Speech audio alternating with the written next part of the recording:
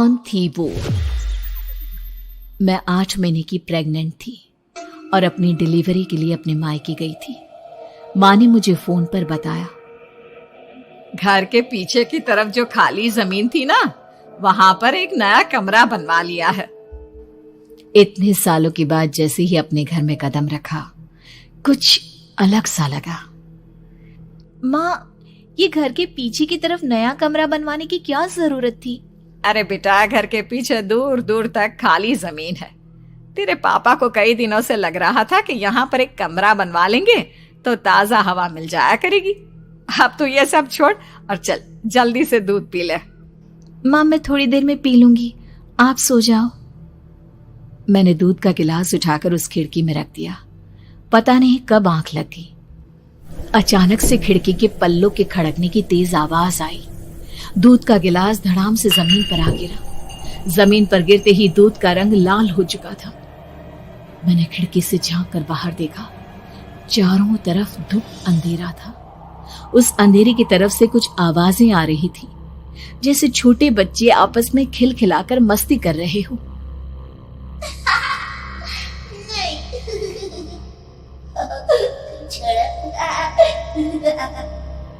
इतनी रात को इतने घनघोर अंधेरे में बच्चों की आवाज कैसे आ रही है? घड़ी में वक्त देखा तो ठीक 12 बजे थे। देखकर मैं सन्न रह गई। बुरी आत्माओं और भूतों की कई कहानियां मैं सुन चुकी थी। वक्त भी कुछ ऐसा ही था। ऊपर से मैं प्रेग्नेंट।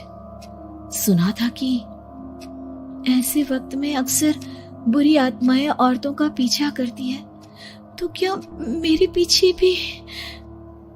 पसीने से तरबतर बड़ी मुश्किल से, जैसे कांपते हाथों से मैंने उस खिड़की को बंद किया। जल्दी से जल्दी उस कमरे से बाहर निकलकर माँ के पास जाने के बारे में सोचा, लेकिन जैसे ही दरवाजे की तरफ पलटी, लगा कोई साया हवा की स्पीड से दरवाजे के सामने से गुजर गया। मेरे गले में अटक कर रह गई।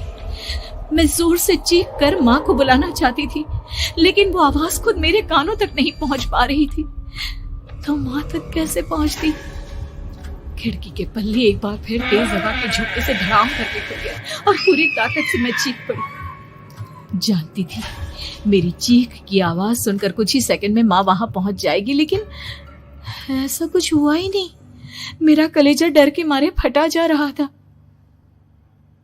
आखिर माँ ने मेरी आवाज क्यों नहीं सुनी? इतनी गहरी नींद में तो माँ कभी नहीं सोती।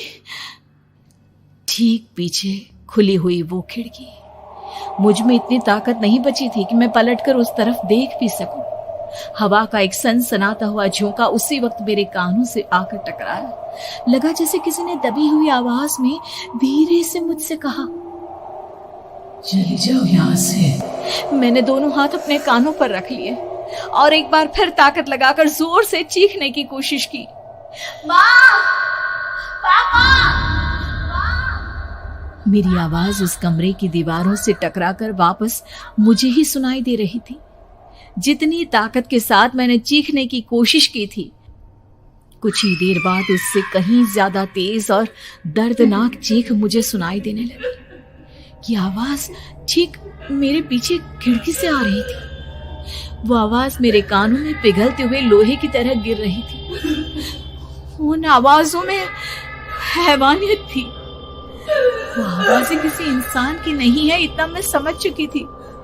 कांप रहे हाथों से मैंने अंधेरे में कुछ ढूंढने की कोशिश की। तभी अचानक मेरा हाथ बेड पर रखी टॉर्च पर पड़ा। किसी तरह ताकत लगाकर टॉर्च का बटन ऑन किया, लेकिन ये क्या? सामने दरवाजे पर 3 छोटी लड़कियां खड़ी हुई थी। उनके हाथ में स्टील के चमचमाते हुए चाकू थे। मैं घबराकर लड़खड़ाई और पीछे की तरफ हटी, लेकिन तब तक वो मेरे पास आ चुकी थी। उनकी गर्दन टेढ़ी थी और उनके हाथों के वो चाकू मेरे पेट को निशाना बनाने को तैयार।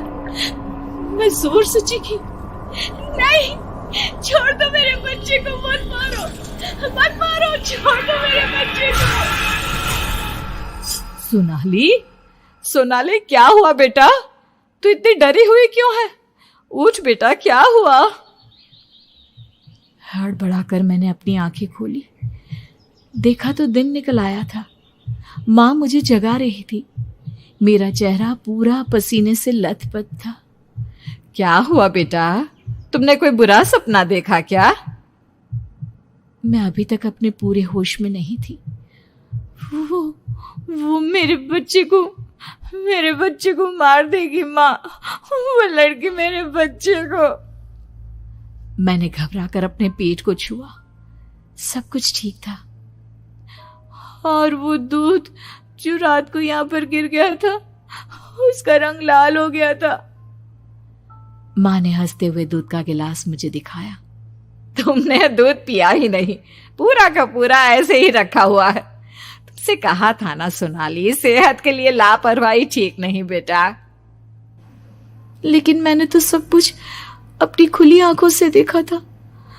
ये सपना कैसे हो सकता है?